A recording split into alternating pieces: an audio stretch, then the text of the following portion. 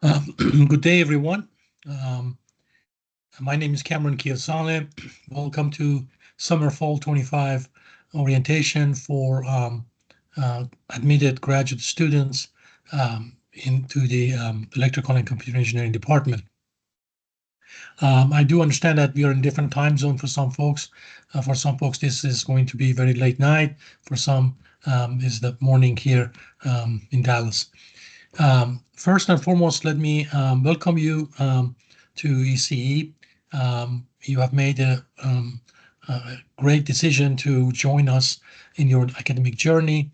And the purpose of this orientation is to provide you with useful information that will help you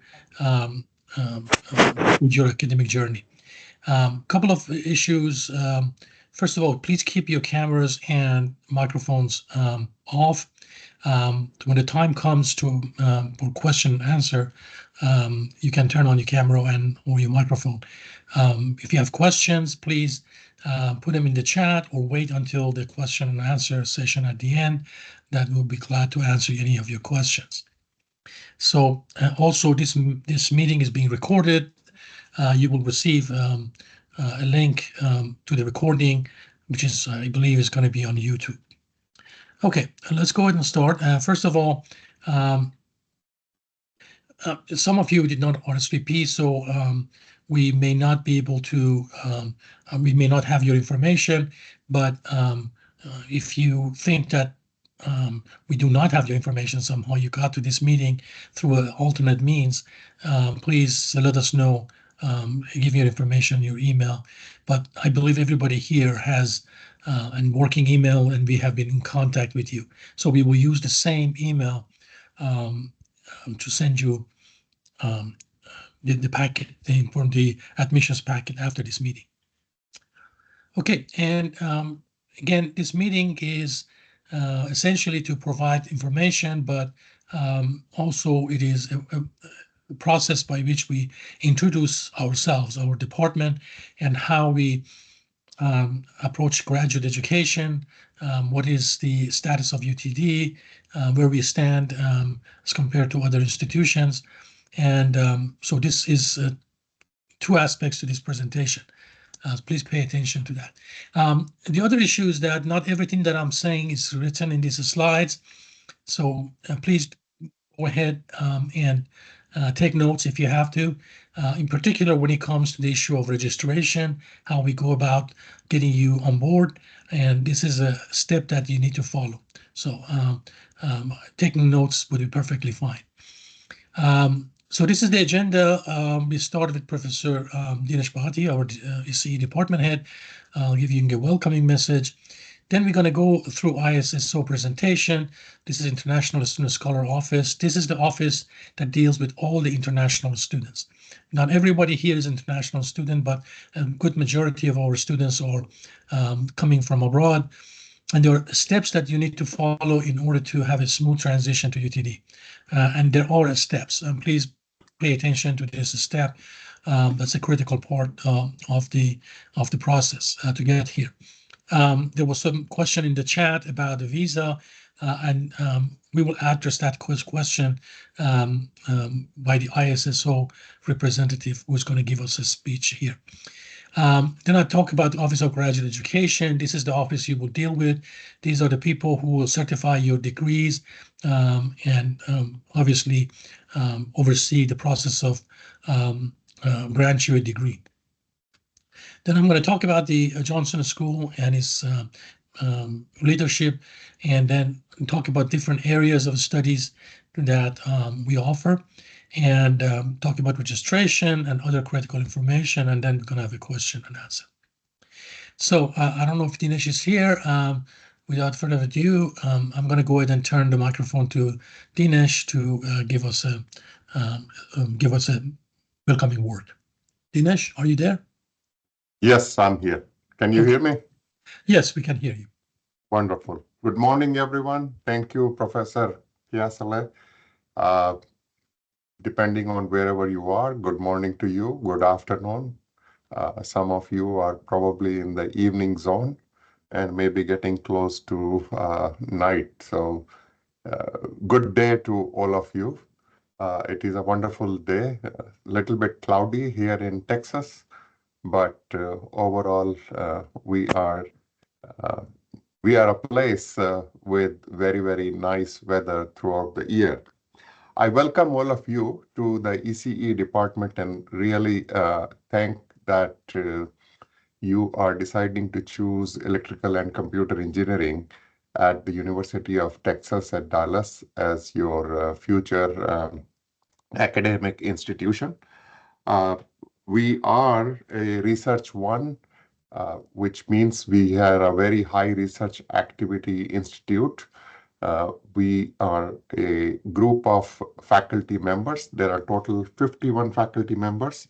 Uh, some of the faculty members are more dedicated towards teaching, but these faculty members come to UTD after exceptional careers in the industry that surrounds us. So we are within, I would say, 5 to 8 miles radius of some of the top industries that one can think.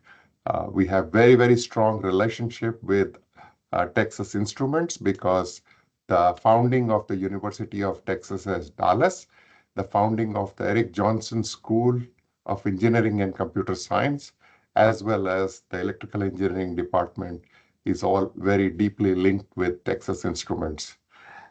That said, I want to update you certain news items that are very, very recent and hot off the press.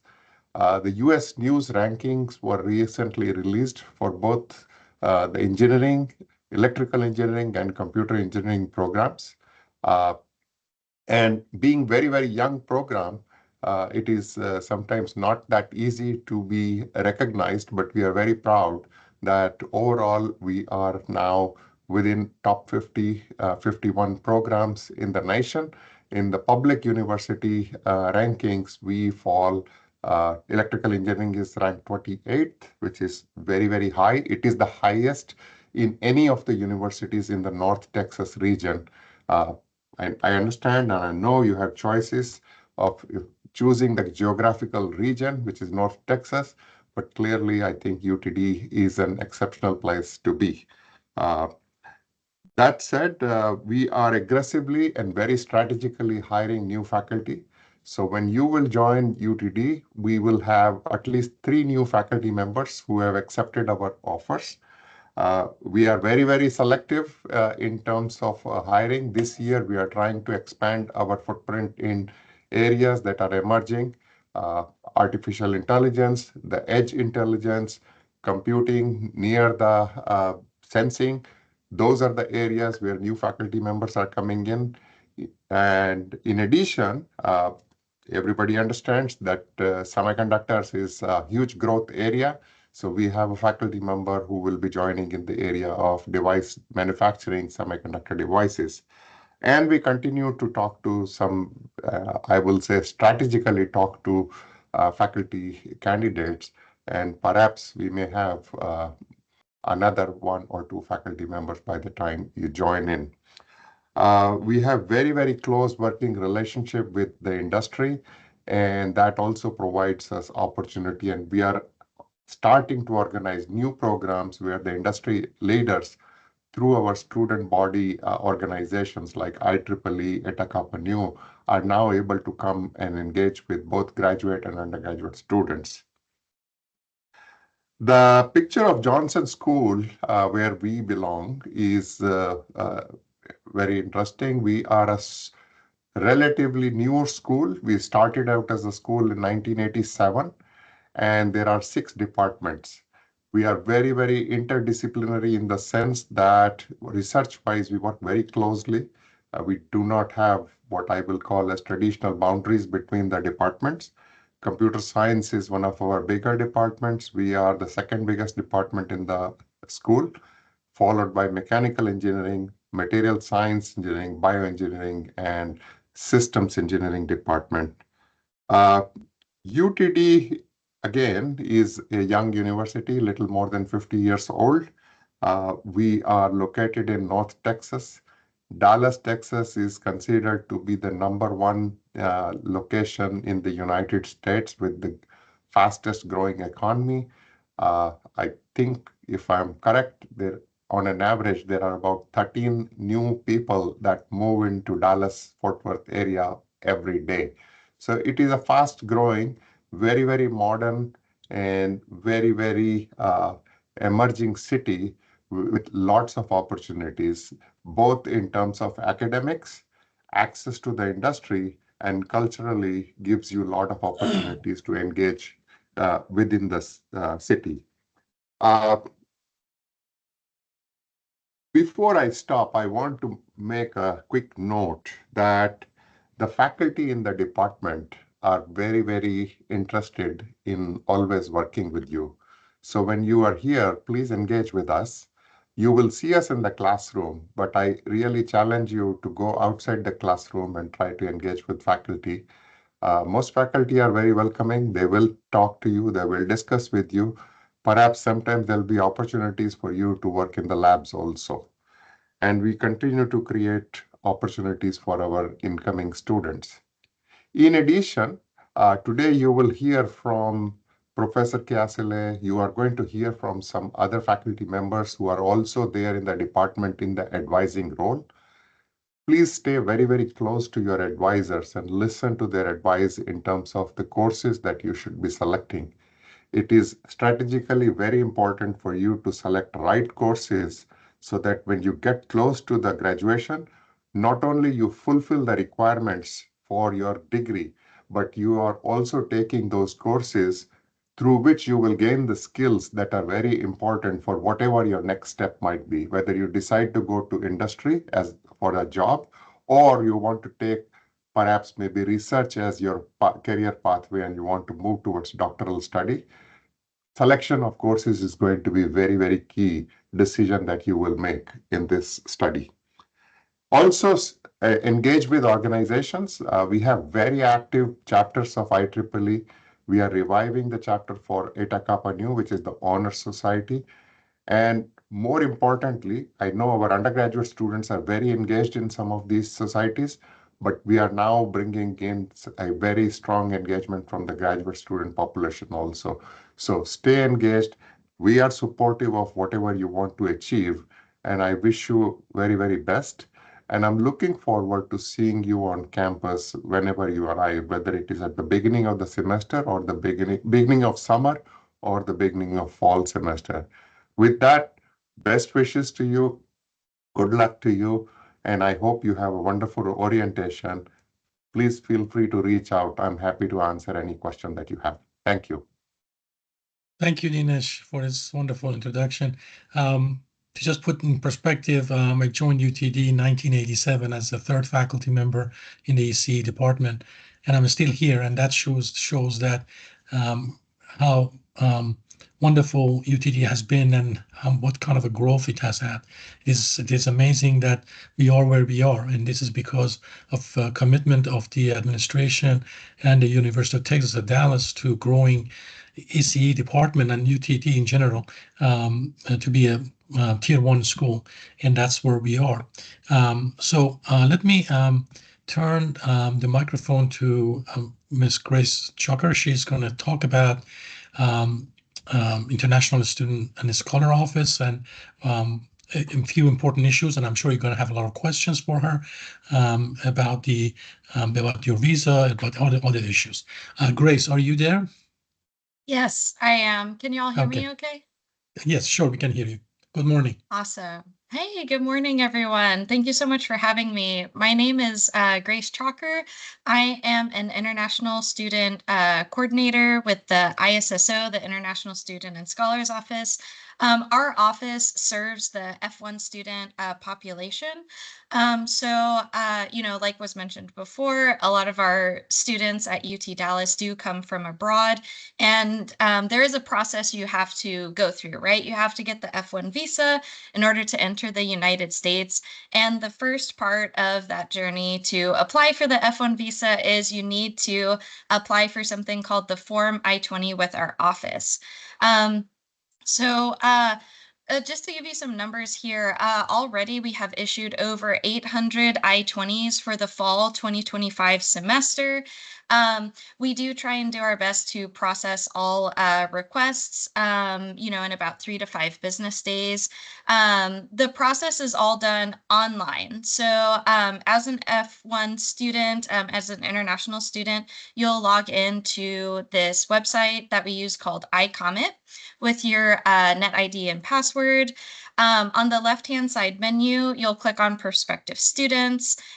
You will submit the F1 initial I-20 request. We're going to ask you for a couple of different kinds of documents. So you need to show proof of funding for 1 academic year. You'll need to submit a copy of your passport, as well as a couple other questions that you'll need to answer. Once you submit that request, it currently takes about 3 to 5 business days for our office to process that. But once the I-20 is ready, we are able to issue that document to you electronically. So it'll get sent to your UT Dallas email. You'll be able to print that off, and you'll be able to use that to apply for your F1 visa. Which the next step, if you would like to go to the next slide, you'll take that document, the I-20, and you're going to fill out this form called the DS-160 in order to make the F1 visa interview appointment. So it's really important that once you get your I-20, just double check the information, make sure that your name is correct, date of birth, make sure that, you're double checking the information about your program and the program dates on there. If you have any questions about any information on the form I-20, applying for the visa, don't hesitate to contact our office. We're definitely more than happy to answer any questions y'all have about the whole process. Whenever you complete the DS-160, you'll be able to schedule a visa interview. And at the visa interview, you'll go in, the consular officer will ask you a couple questions, and then they'll make a decision about your visa. Something to keep in mind, though, is that if you have not applied for the I-20 yet, and you're hoping to come for the fall 2025 semester, or the summer 25 semester, just keep in mind that depending on where you are from, it can be really hard to get a visa interview soon. A lot of these appointments fill up really fast. We have heard students say that they have to wait a really long time to get a visa interview, anywhere from a couple months to upwards of a year.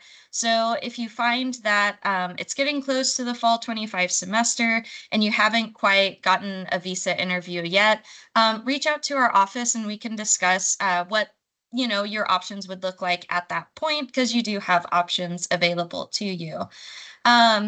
Whenever you complete the DS-160 online, if you have any questions about that process, you can reach out to us.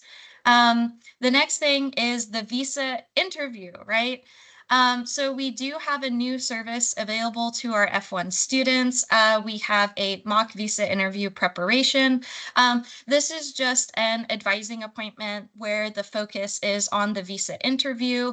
We'll kind of, walk you through an idea of what to expect, what kinds of questions the consular officer might ask you, so that way that can help you prepare for the visa interview. I think a lot of students spend, you work really hard to get admitted to the university, you apply for the I-20, you get your visa interview, but what can you expect, right? So that's what our mock visa interview service is for. It's really important at the visa interview that you want to be honest, be confident, and communicate clearly. The consular officer is interested in knowing about you and your personal situation, about why you want to study in the United States, why you want to study at UT Dallas. So definitely check out those advising services if you haven't already. And then, so you go through the process, you go to the visa interview, you get that F1 visa stamp in your passport. The next thing to keep in mind is that there's a really important date called the earliest date of admission. This date is going to be printed on your I-20 on the first page. But just to give you an idea of what that looks like, it's 30 days before the program start date. So if you're admitted for fall 25 and you've gotten your F1 visa, you'll be able to enter the United States as early as July 26, 2025. So whenever you enter the United States, most of y'all are going to be flying in. You'll have to go through Customs and Border Patrol, CBP, and they're the ones who, they'll ask you a couple of questions at the port of entry. Just be prepared to answer any questions about why you're entering the United States. Bring your documents with you. You will definitely need your passport and you will need your Form I-20. It's also a good idea to, bring any other additional documents like, maybe an admission letter, or if you've registered for classes, any kind of documentation about what you are going to be doing in the United States. There are a couple of videos online that we have on our website and on this PowerPoint that kind of go over what to expect at the port of entry whenever you enter the United States. So the next thing to check is whenever you register for classes, you could potentially have holds on your account. Whenever you log into Galaxy, you should be able to see what department has placed what hold. So definitely be sure to reach out to the department. There's a lot of things that international students have to take care of whenever they enter the United States in order to register for classes. So definitely make sure that you're reaching out to the relevant department. If you are confused on who to reach out to, you're definitely more than welcome to reach out to the ISSO and we can point you in the right direction. If you feel like you might not make it in time for the first day of classes, so for fall 2025, the first day of classes is going to be August 25th. So if you feel like you might not be able to make it in time for the first day of classes, you do have the option to defer. Definitely consider that option, because if you arrive after the start of classes, if you try to enter the United States after the start of classes, it can be risky, as CBP could potentially deny you entry in the United States. They might send you back. And then not only do you have to pay for your plane ticket back, but if you haven't taken action to drop your classes in time, then you will be financially responsible for those classes. So if you get to that point and you want to understand deferral a little bit better, definitely, again, reach out to the ISSO. We can discuss that in detail with you guys. So, let's say that, everything's going smoothly. You've gotten your F1 visa, you've entered in, before classes have started, you've enrolled for classes. Something to keep in mind as an F1 student, as part of maintaining your F1 status, it's important that you are enrolled full-time each fall and spring semester, so each long semester. So what that's going to look like if you're an undergraduate student is you have to be enrolled in 12 credit hours. If you're a graduate student, you got to be enrolled in 9 credit hours. And so there is a physical presence requirement that's very important. So if you look, there's a little blurb about, for undergraduates, of the required 12 credit hours, at least 9 of those have to be face-to-face. For graduate students, out of the 9 credit hours, 6 have to be face-to-face. What face-to-face means is that it's like an in-person class. So it's not a distance learning, it's not hybrid, it's not online. However, as you can see, you can take one online class. But, as long as you are meeting that, 9 credit hours for undergraduate or 6 credit hours for graduate that are face-to-face classes, you can take the rest of those credit hours online in order to meet that full-time requirement. So if you have any questions about the immigration requirement as far as maintaining physical presence, definitely reach out to us. Also, whenever you arrive in the United States as an international student, you have to report to the ISSO. So you have to report your arrival to us. And what that's going to look like is it's a 3-step process. So the first thing you're going to do is you want to log into Galaxy, and you're going to want to update your local address to your Dallas-Fort Worth address that you're going to be moving into. If this is a temporary address, that's totally fine. Whenever you move into more permanent housing, you just want to update our office within 10 days of our move. You want to attend the Maintaining F1 Status workshop, and then you will submit an e-form in iComment.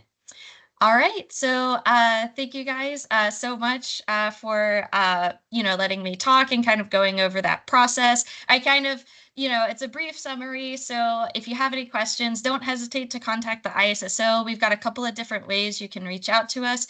You can live chat with us on Mondays, Wednesdays, and Fridays at certain times. You can reach out to us via email. You can make one-on-one advising appointments as well. We also have the Ask an Advisor e-form and iComment, and we are doing group chats where we give, we go into a little bit more detail with our Rising Comets group chat, and those are happening about 2 times a month. So definitely keep an eye on your email for those things, and don't hesitate to reach out if you have any questions. Thank you, Grace, for a lot of good information. I just want to also point out that I would encourage you to arrive at UTD before classes start, because there are ISSO hold that you need to remove through orientation that is there, and that's different than orientation that we are giving here, and also student health holds. So there are some holds to take care of. So I would encourage you to do that. So next, we're going to talk about Office of Graduate Education. This office is managed by Dean of Graduate Education, Professor Gonzalez, and these folks that you see here are in the office helping you with various issues regarding your degree, depending on if you're a master's student or PhD students. If you're PhD students, many of the steps that I'm going to discuss are handled by this office. So please bear in mind that your degree is granted, or at least by the university, but they are managed by this office. Okay, so there's some useful links here as well that you can actually use to get to know this office. All right, so let me give you an overview of the CE department and graduate program. This is the associate department heads. That's myself on the left. No particular reason. This was a colored picture that was available, so not to put myself in a different light.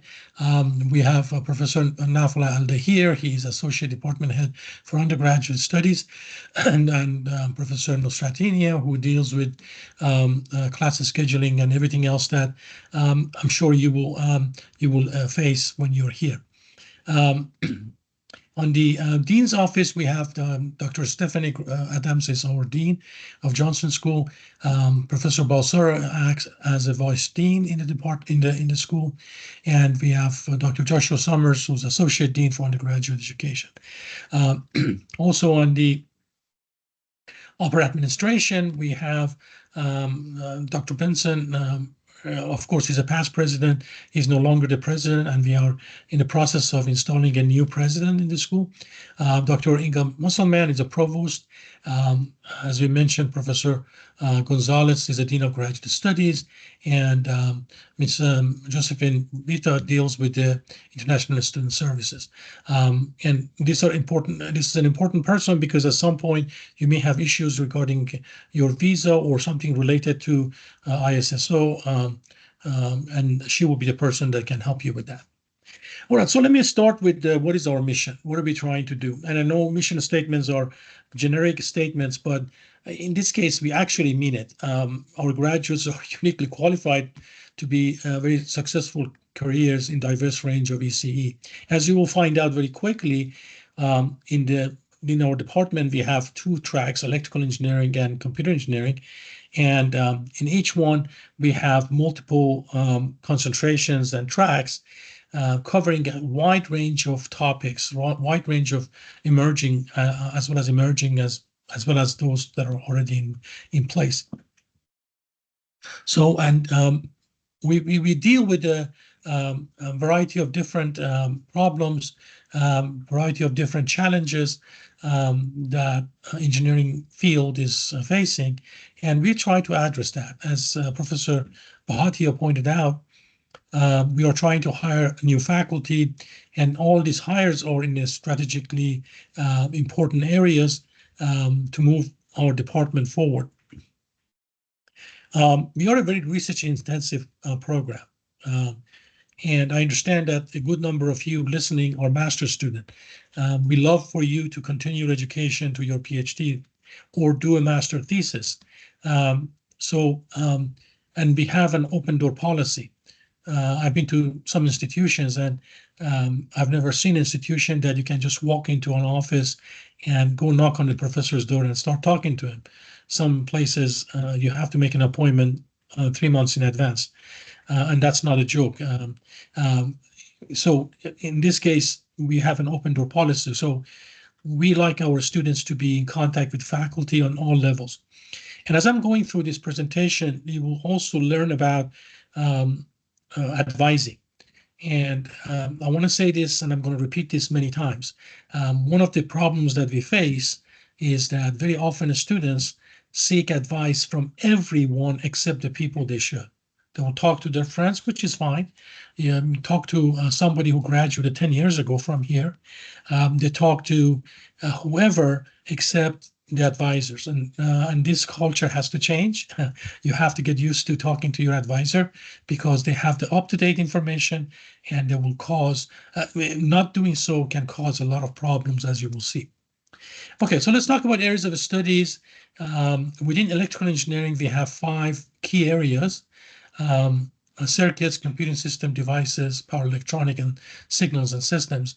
And this is actually very overarching areas. So there are many sub areas within these particular areas. Now, I'm going to turn to Professor Hines.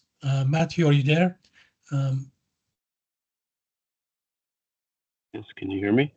Yeah, we can hear you. So Professor Okay. Hines is one of the advisors, and we will talk about this later, but he's going to go ahead and give an overview of the different EE programs. Go ahead, Matthew. Hello. Well, first of all, welcome. And as an advisor, I'm very much looking forward to working with you. I advise the students with last names M through Z in the EE program. And as Dr. Kiyasala said, there's 5 areas of concentration in that program that I'd like to walk you through today. Next, please. The first is circuits. So this concentration, and you'll see all the concentrations have 3 core courses that are required as part of the concentration. Beyond that, there's a wide choice of electives to develop your professional skills, and you can see the long list here. I'll just point out that many of our circuits, many of our students, I should say, are involved in areas like VLSI design, analog, and RF and microwave.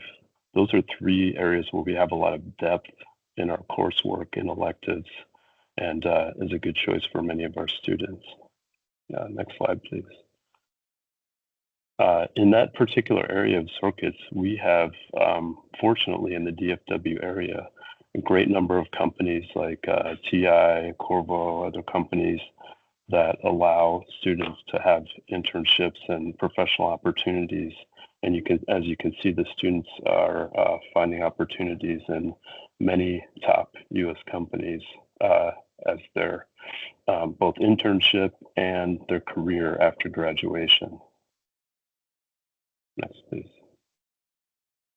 In the devices area, which, as Dr. Batu was pointing out earlier, is an area that's very critical for our country and our future development, and is an area of great growth. In that area, we again have 3 core courses that give fundamentals in the specifics of devices and the processing of semiconductors. As you can see here in the research area, we have a lot of facilities that will allow you to get hands-on opportunities, both as a student and potentially as a researcher as well. Next, please. Going further into devices, we can see some of the faculty and their specific areas of research interest. And again, some of the companies, some of the major foundries that build semiconductor devices and represent companies that our students find great opportunities with when they graduate. Next, please.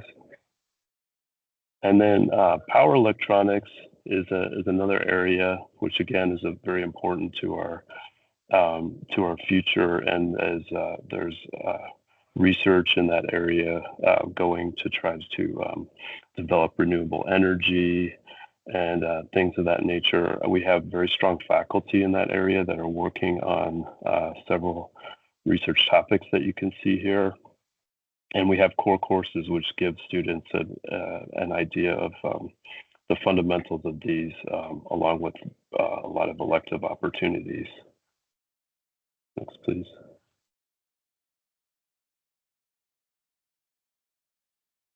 And here you can see the power electronics, the possibilities in research across many different research thrusts in power devices, power generation, energy storage management, electrification, that as a student you can get involved in, and you're very encouraged to get involved with these areas with your with research faculty and through your coursework. Signals and systems is an area which addresses broad areas in signal processing, for example, communication systems, information theory. The three core courses are listed here that you can see. Next, please. We have a very broad faculty and very accomplished faculty in this area as well that conduct research in this concentration area, and again, involving communication, signal processing, speech, image processing, very highly regarded and renowned professors in this area that will teach you and you can work with in your research.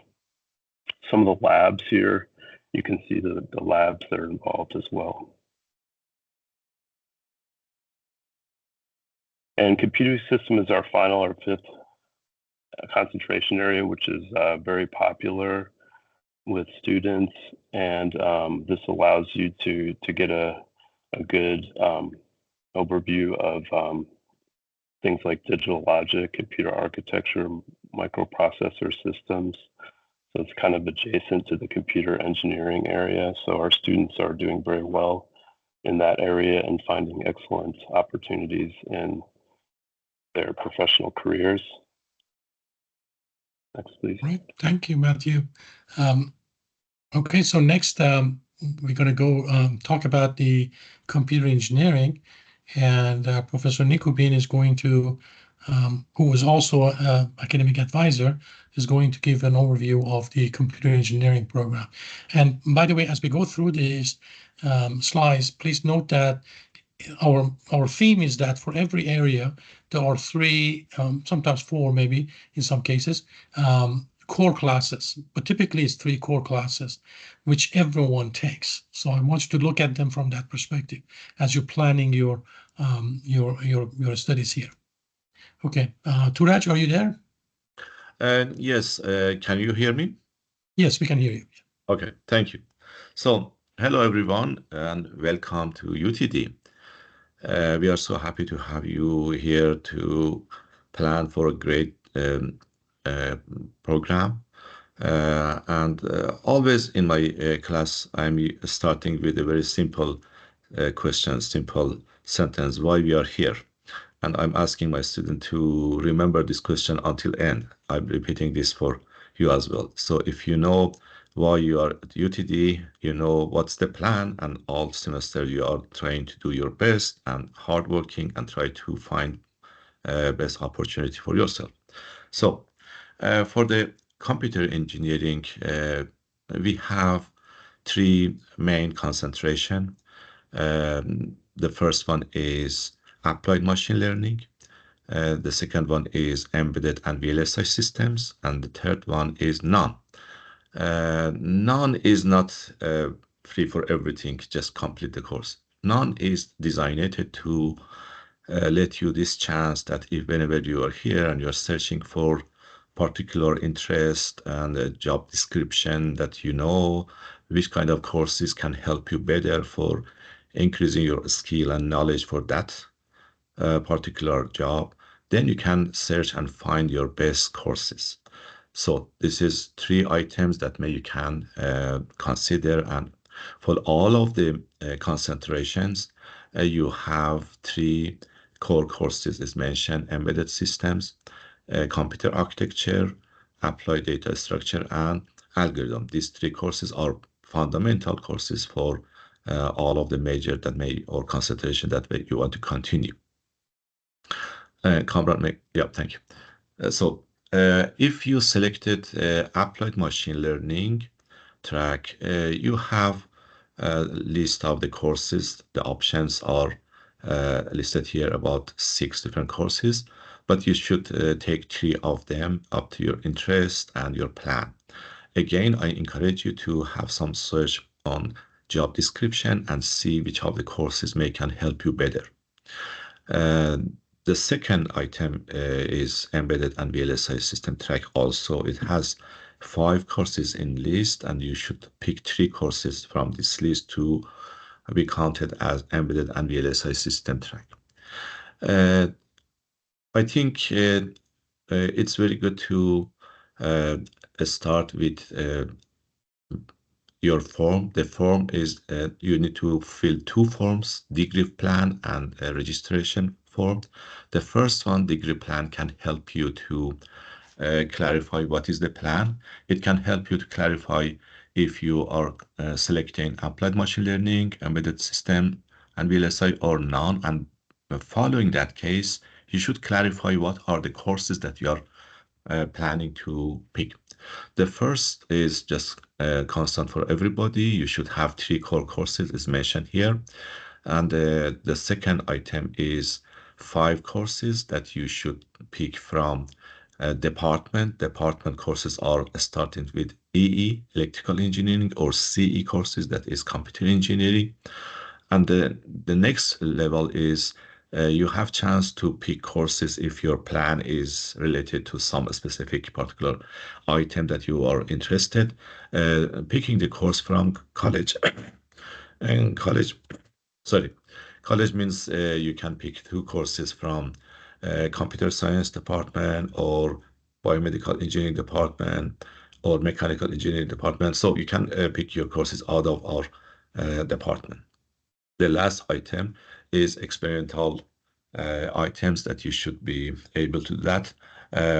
It could be, for example, internship item, or it could be master thesis and some other activity that can help you to have practice to learn about hands-on experience and dealing with some project. Next, please. The second form that you need to fill is a registration form. In this registration form, which is essential for the first semester, you need to fill all of the courses that you have, and any items you need to consider, for example, the credit of each course, the time or sessions, and you can sign both of the form. Please consider you need to make sure that you have digital signature for both of the forms, and you need to send it to me or our advisor to sign it, and then we can send it for registration. And after first semester, you don't need to fill this form, but you have access to your system to have it. I believe that you are facing with a lot of information today. Maybe you don't remember all these things. Please, whenever you whenever you are in Dallas, reach out to me, ask for in-person meetings so I can help you better to talking about all other opportunities, or maybe you have question to make clear everything. Thank you. Thank you, Turet. All right, so I'm going to go, and if we went through this information perhaps a little bit too quickly, we will repeat this very often throughout this presentation. I'm sure by the end you will have a good picture of what you need to do. One thing that I want to point out, as Professor Nikopin was showing you the degree plan, notice that in the bottom of the degree plan, let me go back quickly, there's a place for your signature, advisor signature. this form will not be valid. We are not going to process it unless both signatures are there. And your advisor's signature should be after your signature, not before. So, and the same thing is true for your registration form, requires your signature and your advisor's signature. So please make sure that that takes place. So what I'm going to do now, I'm going to talk about our program, starting with master's program and then talk about the PhD program. I have here listed masters for C, EE, and then T. I want to point out that we no longer admit people into the DE program, and this program is in the process of shutting down its program due to lack of interest. So I just put this on the slide. This makes no consequence to you, but for the EE and CE, these are information that we just presented. And as you can see, the structure of our master's program is that you have core courses that you must take, and then you have courses that are elective in that picture. For instance, for computer engineering, Turaj showed you two tracks, I should say, with 6 courses listed. You need to take 3 of those in order to have a designation of machine learning or VLSI and embedded system in your diploma. If you are not really so geared toward having that designation, you can take combination of those classes, and that would be the non-option. But the reason I point this out because your priority the moment you are here is to fulfill your core classes. I'm sure you're going to have a good experience at UTD, but I'm sure you don't want to stay here 3 years to get a master's or 4 years. You like to get those courses out of the way. Sometimes those courses are not offered all the time, and people get in all kinds of a situation where they do not take those classes. As usual, they listen to other people and sign up for some classes that are of interest to them instead of taking the core classes. So please pay attention to that core. We do have a master thesis option, and this allows you to take classes along with taking 9 semester credit hours of research, 3 hours of research and 3 hours of thesis.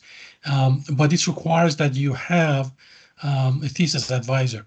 So if you were admitted before you select this track, you do need to have a faculty who is willing to work with you on your thesis, and you have to write a thesis. So it's a good introduction to the PhD program, but you don't have to have a thesis option in order to go to the PhD program. So either way, going as a non-thesis option or thesis option, both are fine.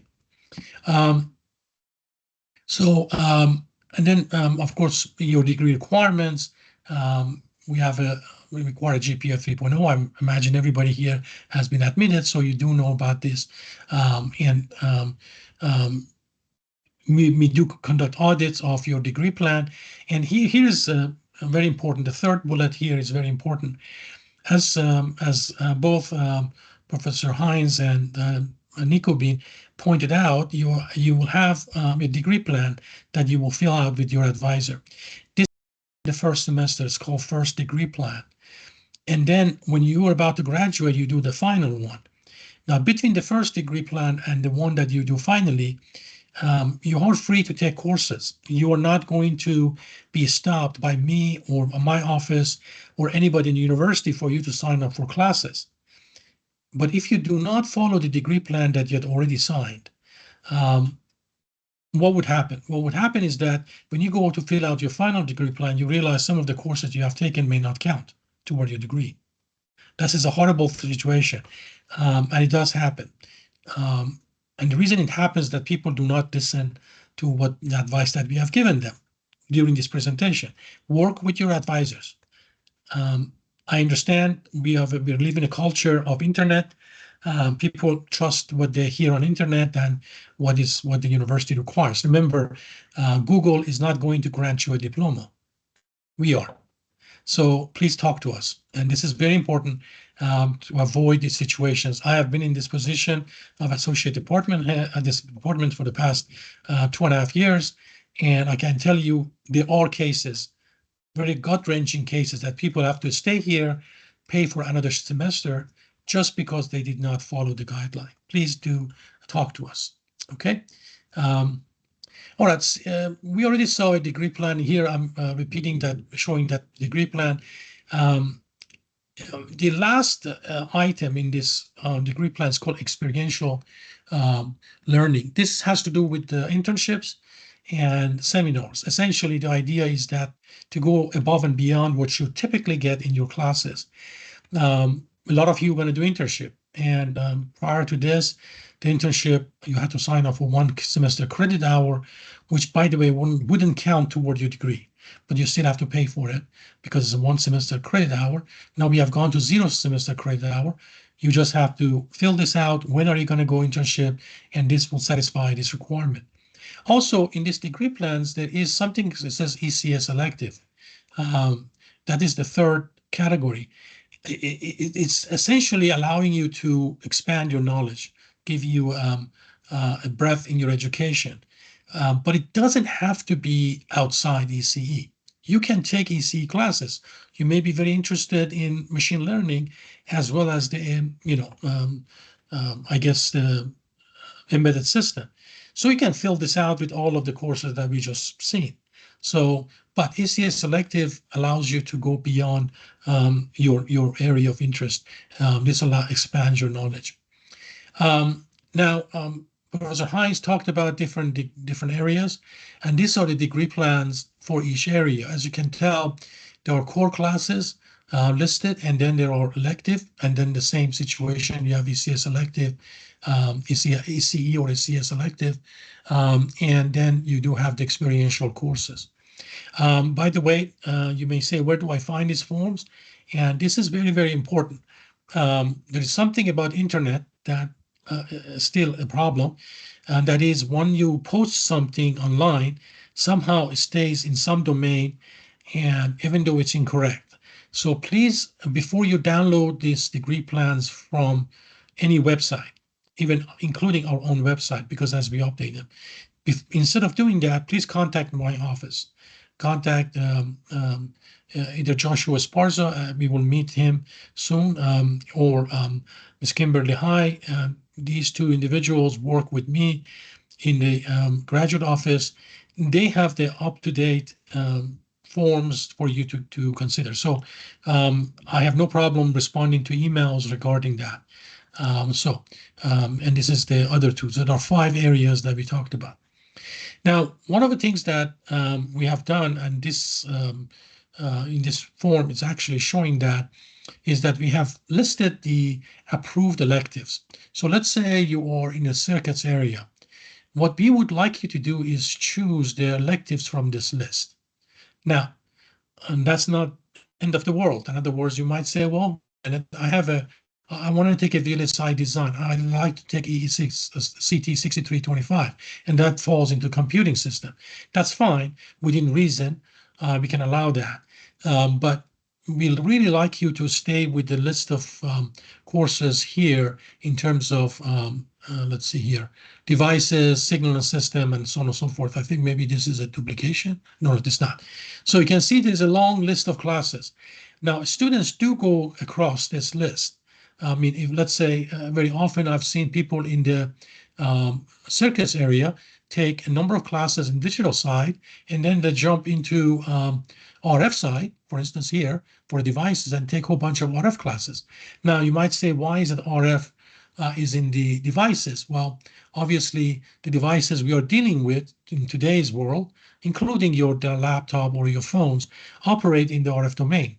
They are in the gigahertz range, tens of gigahertz range, but that's an RF circuit. So you have to, you're dealing with the digital circuits that are using waveguides. So you do need to understand this concept. So the point is, within reason, you can go between different areas, and there's no issue with that. But keep your advisor in the loop.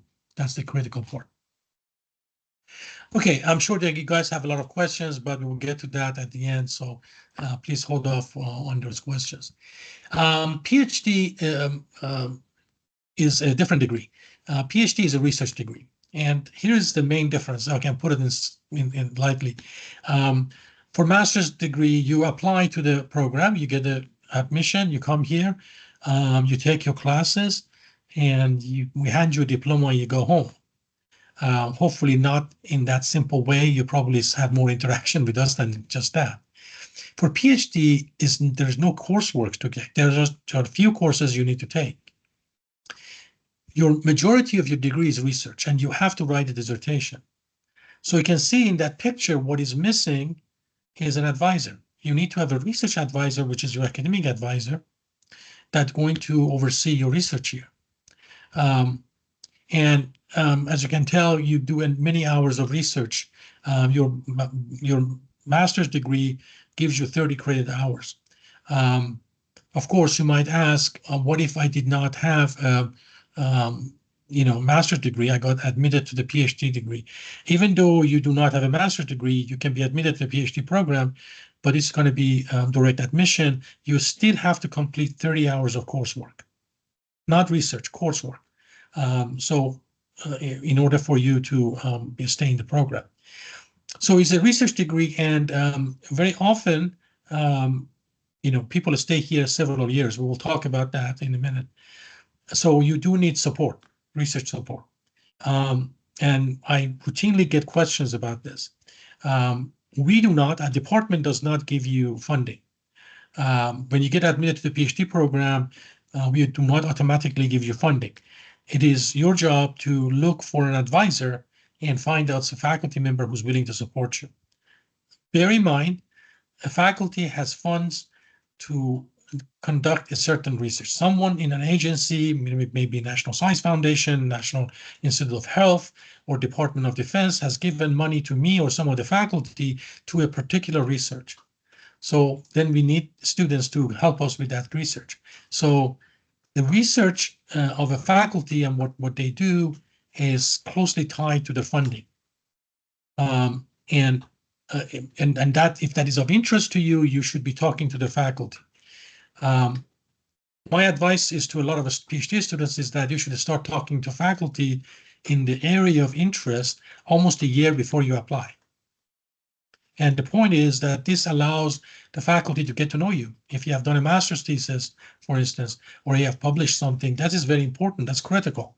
So you can establish a relationship with the faculty, and when you apply and you get admitted, you can have research support for your studies here.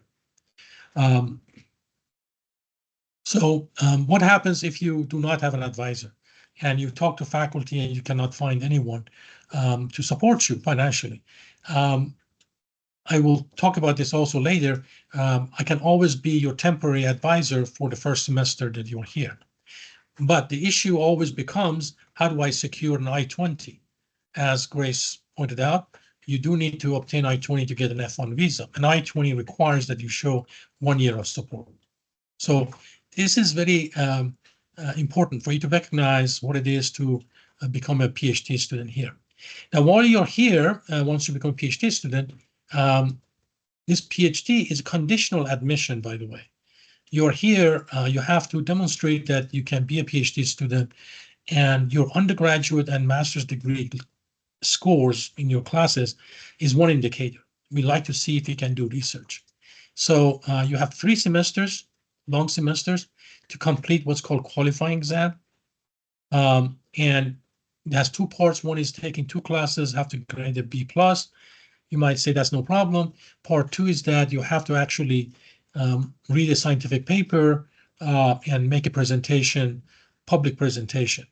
Now that sounds simple, but it is actually fairly hard because you do have to understand the paper deeply, be able to explain it to people, and make an oral presentation. So it is a level of difficulty that only people who are interested in research can appreciate. Okay, so these are the 2 stages, and you have to do this within 3 semesters. The reason I'm spending some time here, because if you're a PhD student and you just got admitted, you need to be finding your advisor. And let's say you have your advisor. I would suggest that the first semester you're here, take your 2 qualifying exam classes and sign up for research with your faculty advisor and prepare for your second phase of your qualifier. And the second semester, do the qualifier. Now here it says each student gets 2 attempts to pass the QE, but this is a 2 chances within 3 semesters. So let's say, suppose you come here and you decide to take one class per semester. By the second semester, you're done with your classes. And then in the third semester, you try to pass the QE, second part of a QE. And unfortunately, you fail. And yes, sometimes people do fail. What happens then? Unfortunately, you have to leave. You don't get the second chance. The second chance is within that 3 semesters. So that's what I recommend, that you take your second part of QE in the second semester, so it gives you one more chance to do it. Now, if you didn't have a master's degree, you get 4 semesters to do this. Okay, so some more information about the PhD students. You take research and dissertation. Do not forget to take a dissertation. You at least have to take 3 hours of dissertation before you graduate. That's part of your degree. We also we have students that work with faculty in other department, like mechanical engineering, or in computer science, or even biomedical engineering. It is fine if those faculty are affiliated, and affiliation is not just a simple word. We have in our website, you can go to our website, there is a list of affiliated faculty. Those faculty can supervise you, can support you financially, and you'll be considered as an EE student. So this expands the range of faculty members you can talk to as far as funding is concerned. So let's suppose you have a faculty in biomedical engineering that has funding to support your research, and this faculty is affiliated. They can support you as a PhD student, and everything would be fine. Now, in case if you found somebody who's not affiliated faculty, you can jointly supervise with the faculty in ECE. So, and if you have difficulty with that, please talk to me, and I can pair you up or pair the advisor with someone in ECE that can jointly supervise you, and that would be fine. So this gives you a lot of room in terms of finding support for your research that you want to do here. And since we are an interdisciplinary department anyways, we work with faculty in various areas, ranging from mechanical to material science. You need to have a dissertation committee and then go through a proposal defense, which basically you propose the research that you want to do. A committee has to approve it, and then you complete it by doing dissertation. I have a very busy slide. I don't want to go to every step of this, but I want to show you that, and I put this here for a purpose, because there is a plan on an annual basis about what to do. We call them year 1 and year 2 and so on and so forth. So please follow it. Occasionally go back to it and take a look at the what has to happen in the first year. Of course, you can do a lot of this, take a lot of these steps faster than in the first year, but this is a very good guide as what you should be doing. Now, I understand that you think that someone is going to look over your shoulder. We are not. Your advisor is to some extent, but you need to look after your progress in the program. We do what is called annual assessment of where you are. Your advisor has to tell us how you're doing. And the reason that we do this is because PhD is a long process. Research is sometimes slow. Progress is slow, and you may end up spending more time than you should. Do understand that there is a time limit for your presence here. Technically, they say you have up to 9-10 years. Do not let your PhD be 10 years. As you get closer to the limit, you will hear from me as to why is it that you are taking such a long time. Research is a very difficult thing at times. It's a wonderful and rewarding the kind of work that is done in the world. You hear about and you wonder. These were work that people did as PhD students. Very often the things that come out end up becoming products that you use, or change the way we do business, or the way we conduct our lives. But this requires a lot of work. Please be patient as you're working through this process, and work closely with your advisor. Your advisor is the key to your success as a PhD student. We have other matters that are given here. Please, when you get the slides, when you observing them, go through them very carefully.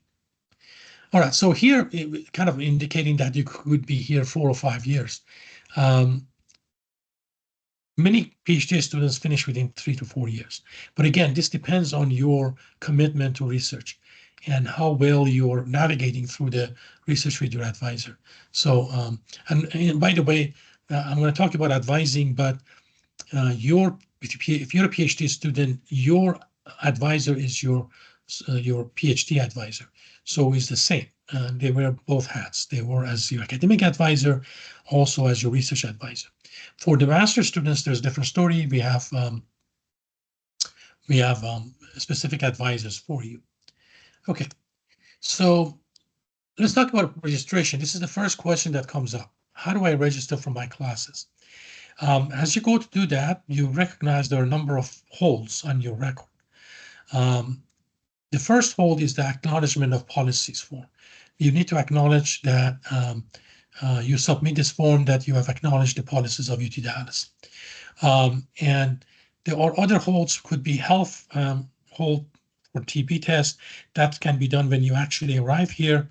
And also the ISSO has its own orientation you need to schedule for and attend, and that's closer to beginning of the semester. Also, you may find there are other holds for you before you can register. One of the things that has to happen as you come in or before you come in is to make an appointment, to have an online appointment with your advisors and fill out your degree plan as well as your registration form.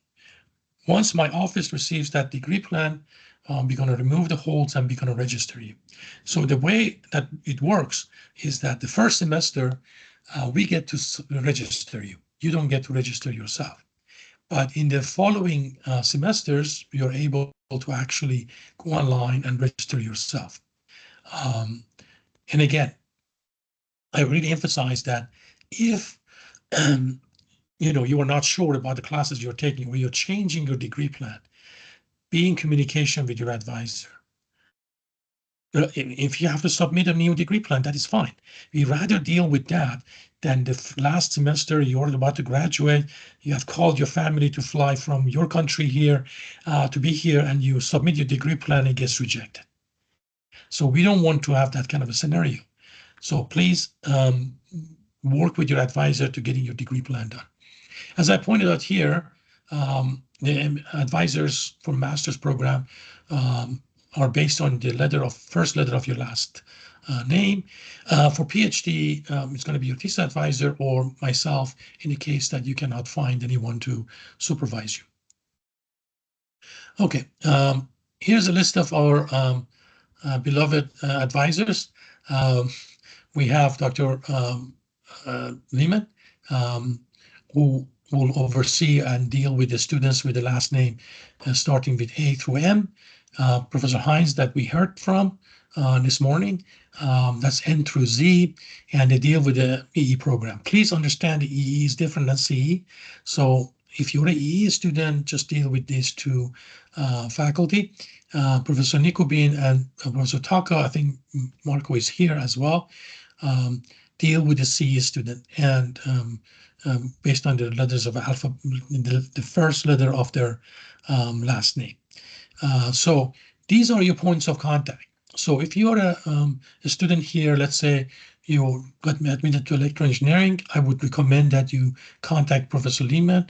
And by the way, their email, you can find their email on our website. We can go to the faculty, to UTD website and search for their email. If you have this form electronically, you can actually click on the link and you can email them. So please email them first to make an appointment to discuss the degree plan with them.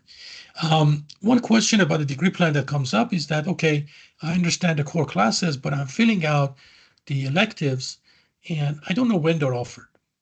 Okay, that's a fair question. You do not have a crystal ball that works, but you can actually use Coursebook in our website. And Coursebook shows you historical data. So let's say I'm interested in EE 6352.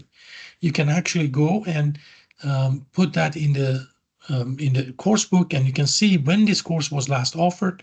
And we have a pretty routine schedule, meaning that the courses are offered in either spring or fall, or sometimes both spring and fall. So we do have a fairly organized course planning. So you can actually go through that and find out when they're offered, and you can fill out your degree plan. Now, please understand, again, nobody has a crystal ball that works. So let's say you put these courses in your degree plan and realize they're not offered the semester that you want. Then you can revise your degree plan with the help of your advisor. But be in contact with your advisor. All right, I mentioned Joshua Esparza and Ms. Kimberly High. And some of you may know Ms. Patricia Williams deals with the application process. These are the staff in my office. They should be a point of contact. These are the folks that you need to be talking either face-to-face or via email regarding your degree plans, regarding your anything related to your education, graduate education. Please honor the designation by the alphabet. Joshua deals with the last names starting from A through K, and Kimberly deals with L through Z. Okay. All right, then we talked about a degree plan. I'm sorry, with the registration form. This is the form that you have to fill out with your advisor. And again, once again, advisor is the last person that signs. And also, we like it to be digital signature. And so if you do not know how to do that, do a Google on it.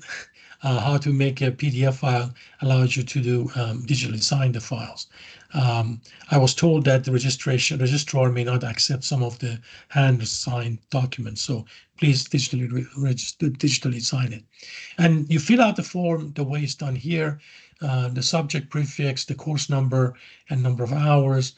You can either add or drop a class. You do it through this form. Again, this form is available on our website as well. I thought to just show some of the classes we are offering. These are the summer 25 classes. We offer some graduate classes, but a lot of undergraduate. But also for fall, you can see that we offer a long list of classes. It is not exhaustive. For instance, I didn't say course that I'm going to be teaching, which is quantum communication in the fall, and that's what's called EEGR class. So we have a CE classes and EE classes listed here. And it's a long list of classes. So you have a lot of opportunities to take classes now in different areas. So I really highly recommend that you look at it, not only your degree plan, but your electives. How are you going to actually take those classes? Now, for the fall semester also, I am teaching the seminar class as well as the internship class. So there is no restriction for you to sign up for these. There's 0 credit hour, doesn't affect your degree. But if you get it out of your way, first or as soon as possible, you'll be free to do other stuff with your classes. There's not a scheduled class, so it doesn't conflict with any of your classes. And again, if you're doing the internship or seminar, you have to repeat it at least once, meaning that you have to take either 2 seminar class, 2 internship, or 1 seminar and 1 internship. So, and I understand some people want to spend maybe not more than 3 semesters or 4 semesters here to get their master's degree. So this becomes important. All right. So, okay. Let's move on to the holds. The holds are important. So as you register, and it says spring 25, this is a typo, fall 25, of course. Attending orientation, acknowledgement, the policy, and our temporary holds that we talked about. Okay, let me go up.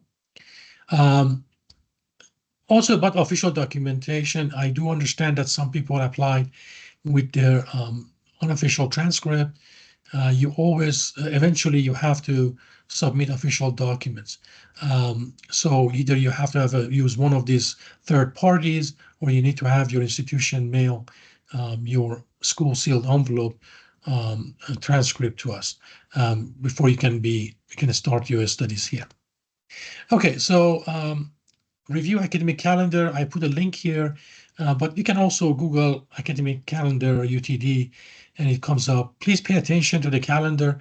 It's fairly important to follow the calendar very closely. This is our contract with you. One of the things that happens in the calendar, they also show you what's called a census day. Census day is an important day. That's in September, actually. Why is it important? Let's suppose that you're trying to get a visa. The visa situation gets complicated, and you cannot get here before census day. In that case, you have to request a deferment through Galaxy, not through me, not through anybody else. You can go to Galaxy and request a deferment. Why is that important? Because if you don't, you are considered no-show. So in a sense, you have to reapply for your degree. So, and again, have to pay the admissions fee and all that stuff, application fee. So I would highly recommend that you do this before that. I mean, some of you would know before you start of your semester, but you have some room. In other words, maybe you get a visa to come here first week of September. I believe that's still before the census day. So you can arrive late and still be considered a student here, but do not let it pass the census day, okay? But study this calendar and see all the issues there. And then here's again, you can find a degree plan for your concentration in this link. And for PhD students, there's something called milestone agreement.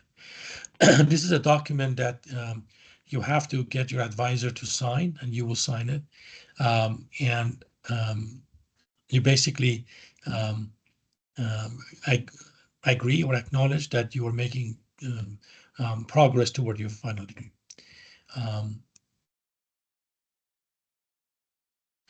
The last bullet is important. The subsequent semesters you register on your own, but please be careful about this. We have heard people listen to their friends or colleagues about taking certain classes and not taking the core classes. For instance, the CE 6320, which is what we saw that as one of the core classes, is offered every fall. And if you don't take it the fall semester and you delay it, you may end up actually having one course in the fourth semester here. And as I mentioned, for many people, this does not make much sense because they have gone through significant financial burden to be here and they want to graduate as fast as possible, and this will hinder them. So please be careful about changing your degree plan. Your advisors are not bothered with you coming and asking questions about your degree plan.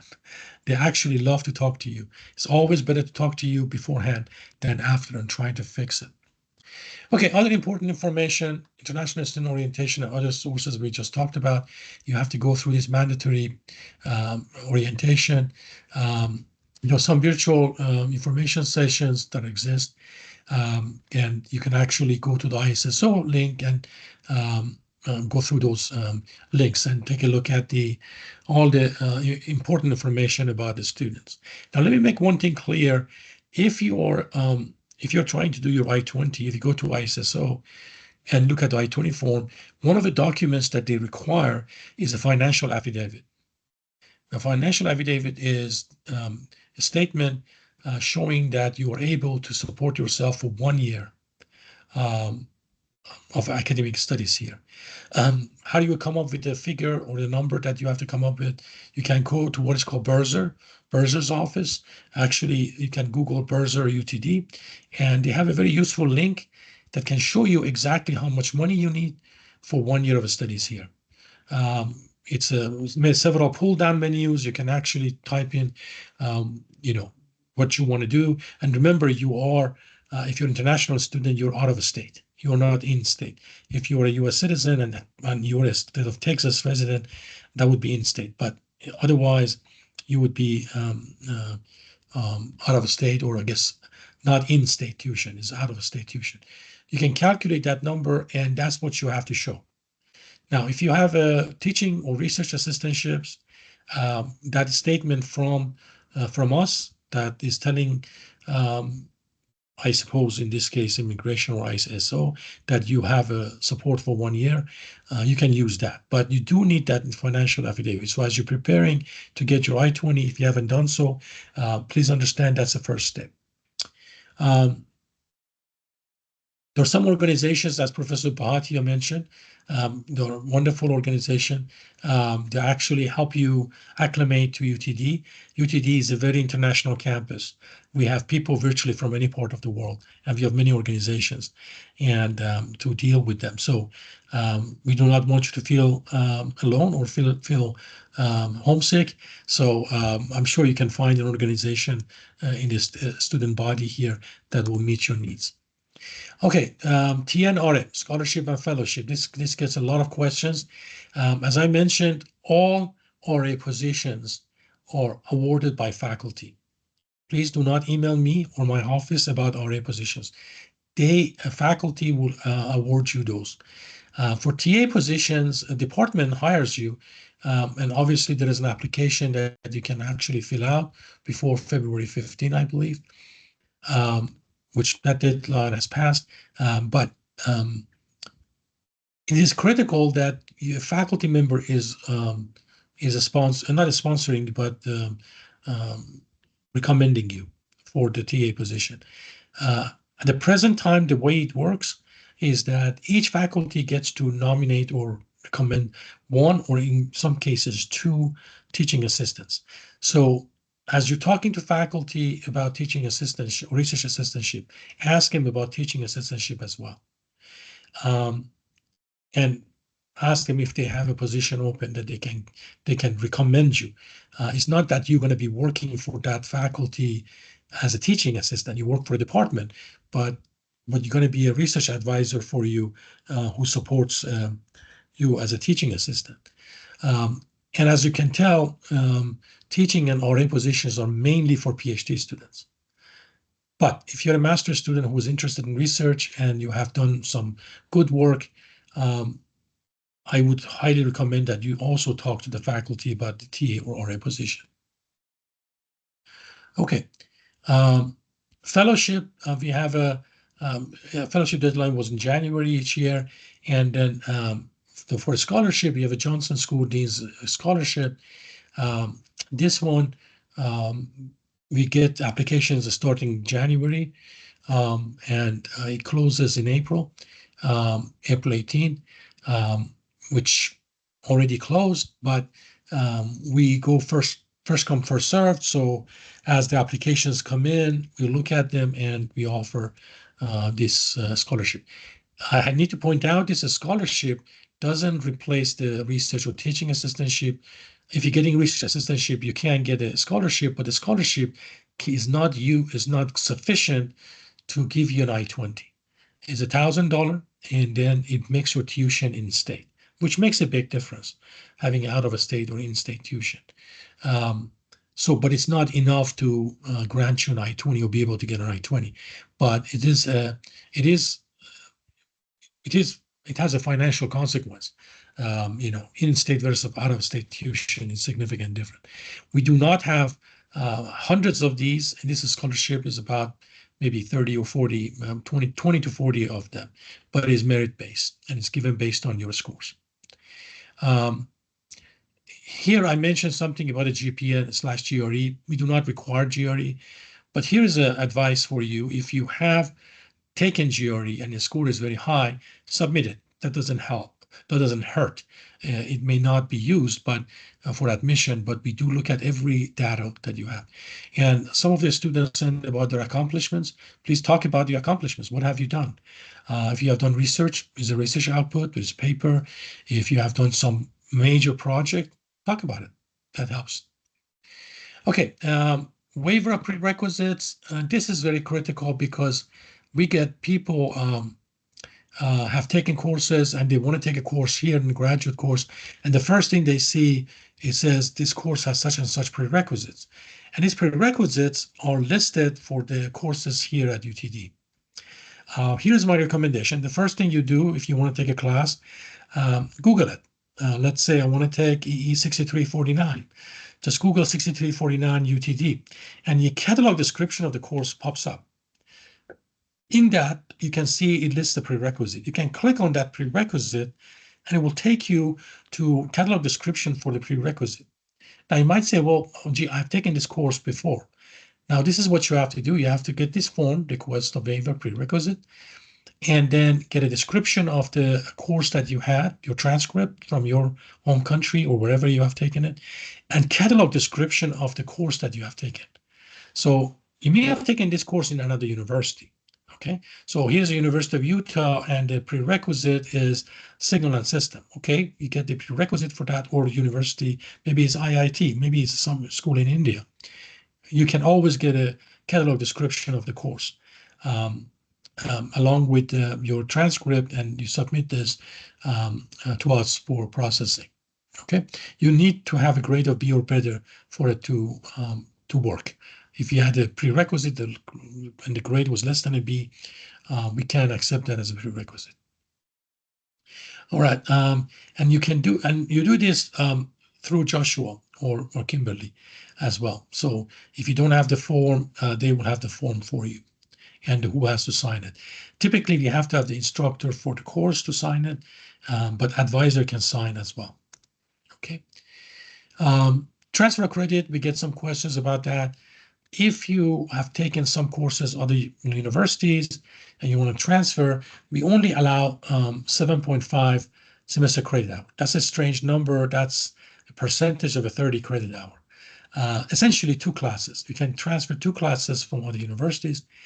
If you're a non-degree seeking, you are admitted to UTD as non-degree seeking, you can take up to 5 classes. That's half of your master's program. We don't recommend that because if you're here, you're taking classes, you might as well be a degree seeking student. But if you have taken courses at other universities and you are not here as a non-degree seeking, we accept only 2. PhD students get automatically transferred 30, it says the maximum of 36, but actually it's 30 semester credit hour that you can transfer. Also, timing is important. All right, if you want to change your concentration, we have CE and EE. Change of concentration from one to the other within the same program is allowed. You basically can meet with your advisor and get a new degree plan. But if you want to change going from EE to CE, okay, that's a different degree. So you do need to reapply. But going from one concentration, maybe you want to go from devices to something else. But do understand that if you have taken the core classes from one concentration, you have to take the concentration from the other area. So the 2 core classes from the other concentration. So that may delay your graduation. So changing between concentration can be problematic if you have taken your core classes, but it's possible. You have to stay here longer and you may have to take additional courses. We talked about admission to the PhD program without a MS degree. But once you're here and you're taking the 30 credit hours that we talked about, you may say, I'd like to have a master's degree. I don't have on my resume, I do not want to have a bachelor of science degree and jump to the PhD. I want to have also a master's degree because it may help my career. We allow that too. So once you're here taking classes, you can submit a form to add master's to your PhD.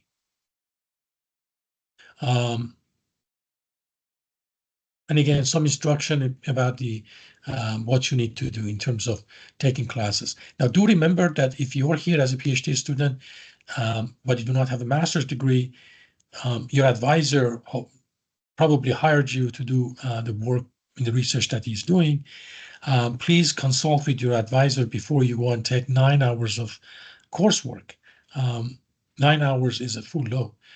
Probably your advisor wants you to work on research, so you may have to do 6 hours of coursework and 3 hours of research. Please be in communication with your advisor in this form. All right, internship, that gets a lot of questions. Johnson School is very active in internship. We have a career development supporting the students, but there is a process. The process is this, that as noted here, you do need to be in contact with them in the ISSO office and others in terms of getting the CPT approved. You need to be approved for internship before you go on internship. You can also sign up for the internship class, but that does not negate the requirement for getting the permission. It has to be authorized. Then international students do need, on F1 visa, do need approval to get a CPT approval. And we approve a lot of them, so it's rare that we do not approve one. Please understand that CPT is for curricular practical training. If you're here and you want to go work maybe in a company that does something irrelevant to your degree, it may not be approved. Okay, you may be an electrical engineer and you're trying to work in a fabric weaving company. I'm not sure, whatever. Totally irrelevant to your studies. They may not approve that. So it has to be within your field of study that helps your career. Here's some numbers for you if in case you have not made up your mind, you are still on the fence about coming to UTD or going somewhere else. I want you to look at these numbers very carefully. We were established in 1986, but you can see that where we are in terms of the faculty, in terms of internship, in between 2023 and 2024, we had 1,062 internships. And our ranking, as Professor Bahatia pointed out, in the public universities is not in Texas, just the public universities, we are 31st. In EE is 28th. Or CE is 31st. Please understand that CE is a newer program, but EE is more established, so is 28th, and third public university. And you can see that our enrollment is phenomenal. We have PhDs, 215 PhD students, which is really amazing in terms of size. A couple of other data points. We almost we place in almost any industry, any major industry, students or students in major industries. And this is a list of all the companies who have hired our folks. Some of my master's students or PhD students are in Qualcomm and other places.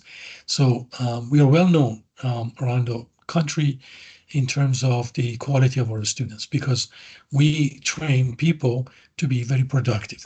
And we train them in critical areas, as you saw.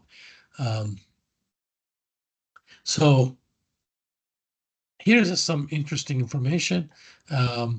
ASE, American Society of Engineering Education report. So the number of MSE awarded is 9th in the country, and PhD is number 5, the 5th in the country. This is UTD in that list. Also, a number that kind of very interesting is that we are 4th in the country in terms of students who became American citizen or received green card as a result of coming here and going to work in industry. And they were granted eventually permission to stay here as a permanent resident. So, and this is an amazing number because we are number 4 after USC, UC Berkeley, and Carnegie Mellon University. Now, for a university that was formed essentially, or a department that came to existence in 1986, we are infant compared to some of these universities. And these are USC Berkeley has been around 200 and some odd years. Same thing with USC. So in that short period of time, we have achieved tremendous goals of establishing ECE as a tier 1 public university that can to be productive member of the scientific and engineering community. And as it was mentioned, we are sitting in the middle of a telecom corridor, and other major industries like Texas Instrument and other biomedical engineering companies. We have tremendous opportunity to place students in industries here and other parts of the country. So first of all, you need to have a computer account. About the computer resources, you can do online chatting, but But all official communication has to go through UT Dallas Study. I highly encourage you to monitor your UT Dallas email. There were cases that we sent a scholarship award to UT Dallas email, but the students not know it because they're not monitoring their UT Dallas email. They were monitoring their private email, and they missed the deadline to acknowledge receipt of the scholarship, so they were not awarded the scholarship. Please understand that you have many ways for us to contact you, but UT Dallas email is our official way. Again, we have computer labs.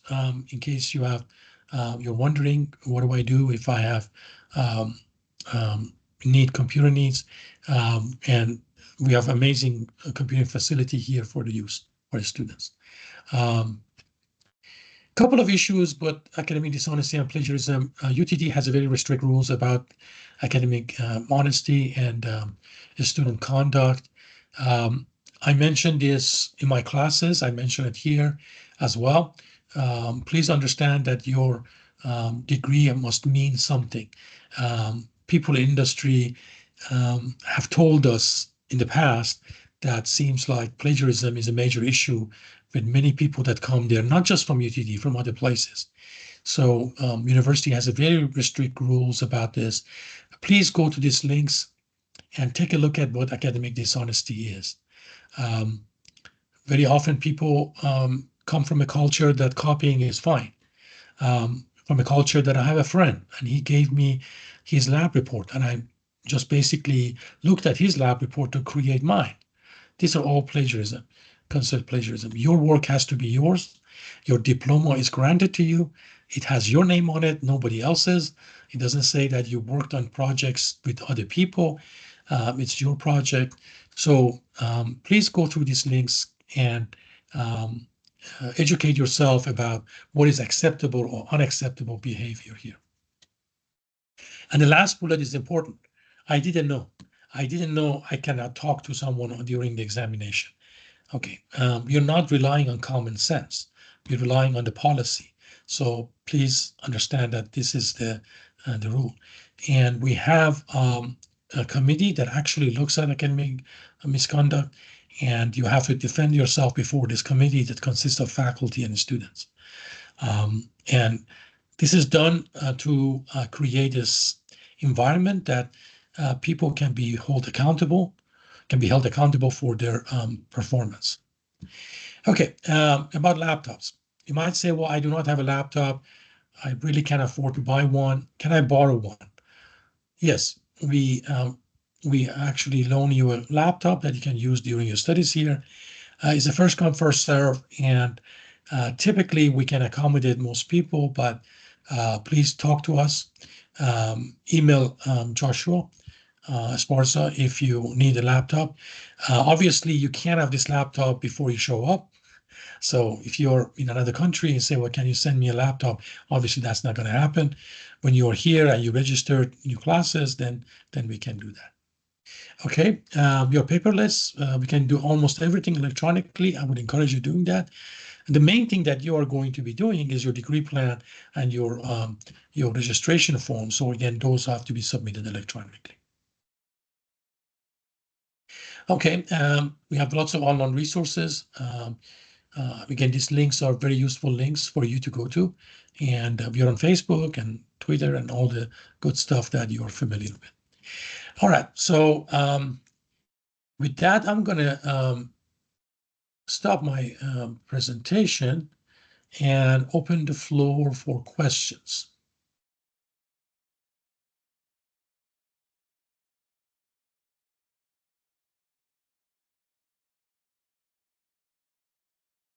Okay, I'm going to also stop recording because we don't have to record the question sessions.